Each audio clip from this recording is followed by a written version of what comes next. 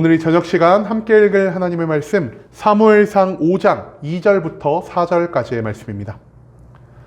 사무엘상 5장 2절부터 4절까지의 말씀 여러분들을 대표해 제가 읽도록 하겠습니다. 사무엘상 5장 2절 말씀부터 제가 계속해 읽어나가도록 하겠습니다. 블레셋 사람들이 하나님의 궤를 가지고 다곤의 신전에 들어가서 다곤 곁에 두었더니 아스돗 사람들이 이튿날 일찍이 일어나 본즉 다곤이 여호와의 궤 앞에서 엎드려져 그 얼굴이 땅에 닿았는지라. 그들이 다곤을 일으켜 다시 그 자리에 세웠더니 그 이튿날 아침에 그들이 일찍이 일어나 본즉 다곤이 여호와의 궤 앞에서 또다시 엎드려져 얼굴이 땅에 닿았고 그 머리와 두 손목은 끊어져 문지방에 있고 다곤은 몸뚱이만 남았더라. 아멘.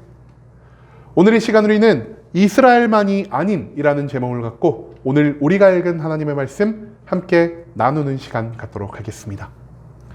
이스라엘의 역사를 통해서 진정한 왕은 누구이며 왕권은 어디에서부터 나오는지를 가르쳐주는 사무엘상 그 5장의 말씀을 갖고 함께 나누는 시간 갖고 있습니다. 오늘 본문 말씀 가운데에서 우리는 하나님의 능력과 하나님의 지배권이 어디에까지 미칠 수 있는지에 대해 찾아볼 수 있게 될 것입니다. 그렇다면 하나님은 무엇을 통치할 수 있으시며 그 통치권으로 무엇을 행할 수 있는 분이신지 오늘 본문 말씀 한 절 한 절 찾아보며 함께 알아보는 시간 갖도록 하겠습니다. 먼저 본문 2절 말씀에서 성경은 이렇게 기록합니다.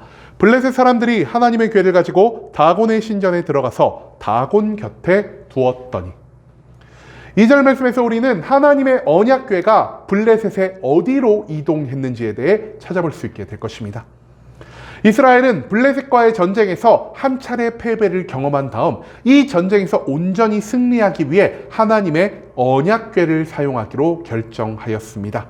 하지만 그 어떤 믿음도, 그 어떤 회개도, 그 어떤 돌이킴도 없이 오직 언약궤 안에 있는 하나님의 힘만을 이용하려 했던 그 이스라엘 백성들은요, 그 즉시 블레셋에서 엄청난 패배를 경험하게 되었다는 것을 우리는 앞선 사무엘상의 말씀을 통해서 함께 나누었습니다.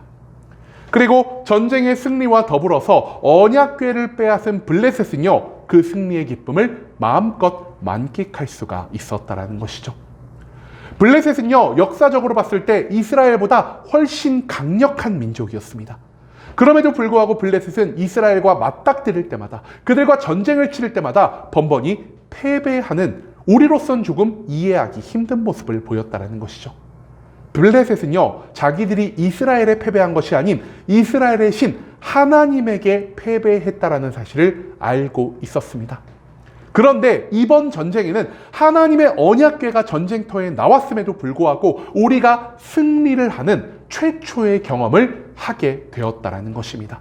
그렇기 때문에 그들은 다른 어느 전쟁에서 이긴 것보다 이 이스라엘과의 전쟁에서 이긴 것, 하나님의 언약궤가 동원된 전쟁에서 이긴 것을 크게 기뻐할 수밖에 없었다는 것이죠. 그리고 블레셋은 전쟁의 승리 후 자기들이 탈취한 하나님의 언약궤를 어디에 가져다 두었다라고 성경 기록하고 있습니까? 그들은요, 하나님의 언약궤를 다곤의 신전 안에 가지고 들어가 그 다곤의 신상, 즉 우상 옆에 두었다라고 기록하고 있습니다. 다곤은 그 당시 블레셋이 믿는 여러 신들 중 가장 큰 신 중 하나였고요. 그 신전에서 하나님의 언약궤를 다곤의 신상 앞에 가져다 놓은 것은 우리의 신 다곤이 이스라엘의 신 여호와를 굴복시켰다라는 이러한 의미를 담고 있는 표현이라 할 수 있다는 것이죠.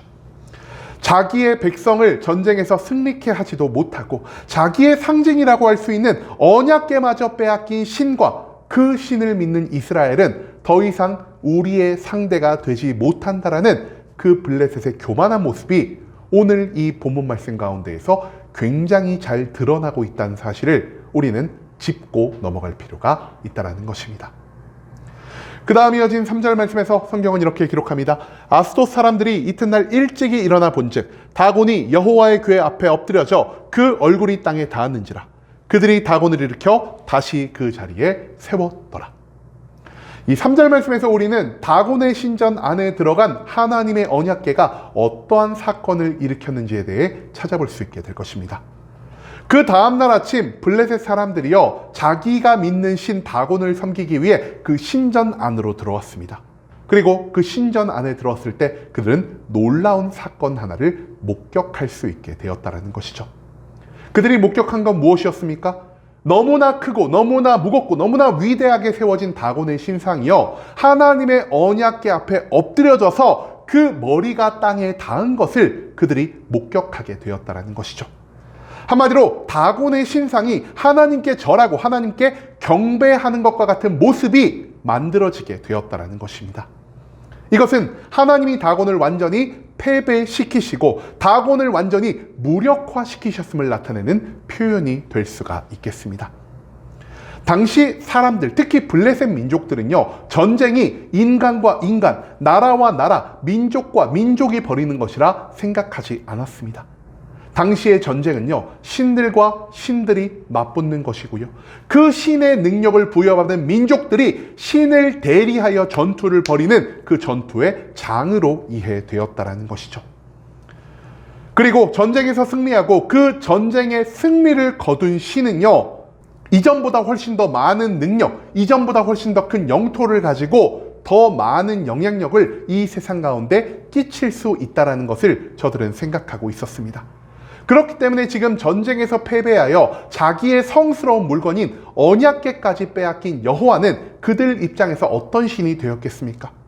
그들의 입장에서 여호와는요, 더 이상 이스라엘을 다스리지 못할 것이요, 더 이상 블레셋에 해코지를 하지 못할 것이요, 우리 신에게 굴복된 존재로밖에 생각할 수가 없었다라는 것입니다. 하지만 하나님은 이런 블레셋 사람들의 생각을 완전히 꺾어버리는 모습을 보이셨다는 것이죠. 여러분, 전쟁의 승패는요, 오직 하나님이 결정하는 것이지 하나님 외에 다른 우상이나 우리가 신으로 믿고 있는 여러 가지 존재가 결정하는 것이 아닙니다.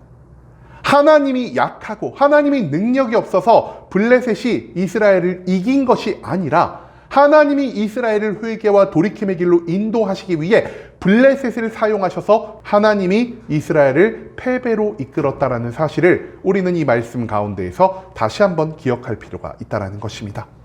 하지만 블레셋은요, 이 사건을 단순히 우연으로 치부하는 모습을 보입니다. 그렇기 때문에 그들은 아무런 반응을 하지 않고 단순히 다곤의 신상을 일으켜 다시 그 원래 있던 자리에 세우는 모습만을 보였다는 것이죠. 과거 블레셋은요, 하나님을 두려워할 줄 아는 민족이었습니다. 과거 블레셋은 하나님의 능력으로 전쟁에 패배한 경험이 있는 자들이었습니다.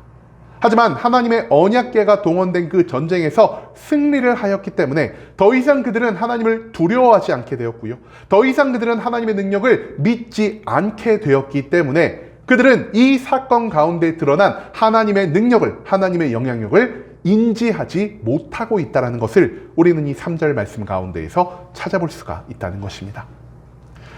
그리고 마지막 4절 말씀에서 성경은 이렇게 기록합니다. 그 이튿날 아침에 그들이 일찍이 일어나 본즉 다곤이 여호와의 궤 앞에서 또다시 엎드려져 얼굴이 땅에 닿았고 그 머리와 두 손목은 끊어져 문지방에 있고 다곤의 몸뚱이만 남았더라. 이 4절 말씀에서 우리는요, 그 다음날 언약궤가 또 어떤 일을 만들어냈는지에 대해 찾아볼 수 있게 될 것입니다. 이 사건이 벌어지고 하루가 더 지났을 때 그 다음날 아침에도 블레셋 사람들은 자기의 신이었던 다곤을 숭배하기 위해 그 신전을 방문했습니다. 그런데 그 자리에서 그 시간 그들이 목격한 것 무엇이었습니까? 그 전날보다 훨씬 더 끔찍한 광경을 목격하게 되었다는 것입니다. 전날에 하나님의 언약궤가 다곤의 신상을 어떻게 하셨죠? 다곤의 신상을 쓰러뜨리셨어요. 하나님 앞에 그 신상이 절하고 경배하는 것 같은 모습을 보이셨다는 것입니다. 하지만 이런 놀라운 능력을 보이셨음에도 불구하고 여전히 블레셋 사람들이 하나님을 믿지 않고 하나님을 두려워하지 않자 이제 하나님은요, 다곤 신상의 목과 손을 부러뜨리시고 그 몸통을 다시 하나님의 언약궤 앞에 쓰러뜨리시는 이런 놀라운 모습을 만들어 내셨다는 것입니다. 그 당시 우상의 머리는요, 그 우상의 지위를 상징하는 것이었고요, 우상의 손은 그 우상의 영향력과 힘을 상징하는 것이었습니다. 그런데 하나님이 지금 그 우상을 어떻게 하셨죠? 머리를 잘라내셨고요, 손을 모두 끊어내셨습니다. 한마디로 하나님 앞에서 이 세상의 모든 피조물들은 그 지위를 자랑할 수 없을 것이고요, 하나님 앞에서 이 세상에 어떠한 능력이 뛰어난 존재도 무력화될 수밖에 없다는 사실을 하나님은 이 우상을 통해서 블레셋 사람들에게 가르쳐주고 계신다는 것입니다. 즉 하나님은 블레셋을 도구로 삼아서 이스라엘의 죄악을 심판하신 것뿐, 블레셋이 생각한 것처럼 능력이 사라지고 영향력이 사라진 그런 허튼 신이 아니었다라는 것을 오늘 이 본문 말씀 가운데의 소리는 생각해내야 한다라는 것입니다. 여러분, 그 당시 사람들은요, 각 나라와 각 민족의 신이 특정 지역 안에서만 능력을 발휘할 수 있고요, 특정 지역 안에서만 영향력을 미칠 수 있다는 이런 생각을 가지고 있었습니다. 그런데 이 신들이 어떻게 하면 자신의 능력을 키우고 어떻게 하면 자신의 능력을 더 확장시킬 수 있었을까요? 전쟁을 벌여서 그 나라의 땅을 내가 더 많이 확보를 하고, 전쟁을 벌여서 그 신들이 소중히 여기는 성물 중에 몇 가지를 우리나라에 가지고 온다면 우리나라의 신들의 힘은 점점 더 커질 것이요, 우리나라의 신들의 영향력은 점점 더 확장될 것이지만 상대방 신은 능력이 사라지고 그 영향력이 줄어들 것이라는 이러한 생각을 했다라는 것입니다. 이 관점에서 봤을 때 지금 블레셋과 이스라엘의 전쟁의 결과로 블레셋은 무엇을 생각하고 있었겠습니까? 전쟁에서 승리한 우리의 신 다곤은 더욱더 강력해지고 더욱더 많은 영향력을 가지게 될 것이요, 전쟁에서 패배하여 언약궤라는 성물마저 빼앗긴 이스라엘의 신 여호와는 이제 아무런 능력을 발휘할 수 없고 그 어떤 장소에서도 영향력을 미칠 수 없다라는 이러한 생각을 하게 되었을 것이라는 사실이죠. 하지만 실상은 어땠습니까? 하나님은요, 그 행동 반경이 줄어들지도 않으셨고요, 그 능력이 꺾이지도 않으셨습니다. 왜냐? 온 세상에서 오직 하나님 한 분만이 유일한 신이시오. 그 하나님은 세상을 창조하시고 세상을 다스리시며 이 세상 모든 것들을 자기의 뜻대로 이끌어 가실 수 있는 유일한 분이시기 때문이라는 것입니다. 그리고 하나님은요, 블레셋의 이런 생각을 꺾으시고 자기의 능력을 증거하기 위해 블레셋의 심장부, 그 중심에 있는 다곤의 신전에서 다곤의 신상을 완벽하게 무력화시키는 모습을 보이셨다는 것입니다. 그리고 이 사건으로 인해 블레셋은 하나님이 이스라엘만의 신이 아니라 우리 블레셋에까지 영향을 미칠 수 있으시는 온 세상을 다스리시는 분이라는 사실을 깨달을 수 있게 되었다는 것입니다. 여러분, 하나님은요, 한 민족에 국한된, 한 나라에 국한된, 한 교회나 한 교단에 국한된 그러한 분이 아니십니다. 온 세상이 하나님의 것이고요, 온 세상은 하나님의 뜻에 굴복할 수밖에 없을 것이고요, 하나님이 마음 먹으신 것은 이 땅 가운데 무조건 일어나게 된다라는 사실을 오늘 이 본문 말씀은 우리들에게 보여주고 있다는 것이죠.